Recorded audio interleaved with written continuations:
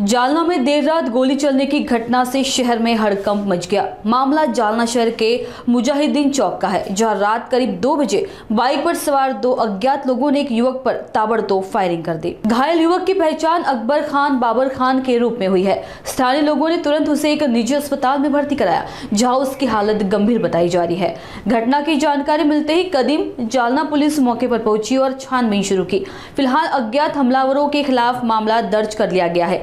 Police ने आरोपियों की तलाश में 3 टीमें रवाना की है। पुलिस अधिकारियों का कहना है कि जल्द ही आरोपियों को गिरफ्तार कर लिया जाएगा। फिलहाल यह साफ नहीं हो पाया है कि गोली चलाने की वजह क्या थी, लेकिन जालना पुलिस हर एंगल से मामले की जांच में जुटी हुई है। काल म्हणजे आज रात्री पहाटे 2 वाजण्याच्या सुमारास मुजाहिद चौक या ठिकाणी गोळीबाराची घटना घडलेली। अकबर खान बाबर खान म्हणून तिथे एक रहिवासी आहेत, त्यांच्यावर अज्ञात इसमांनी काळ्या रंगाच्या शिजेड गाडीवरून येऊन फायरिंग केलेली आहे। एकच राऊंड फायर झालेला आहे। फायरिंगचा आवाज ऐकून त्यांचे मामा त्या ठिकाणी पोहोचले। जमाव जमला, त्यानंतर मग त्यांना हॉस्पिटलाइज केलेलं आहे आणि वाजिद खान यांच्या फिर्यादीवरून आपल्याचा गुन्हा दाखल आहे।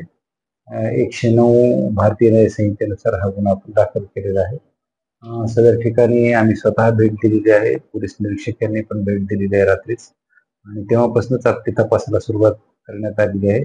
माननीय पोलीस अधीक्षक, माननीय अपर पोलीस अधीक्षक यांनी पण भेट दिलेली आहे।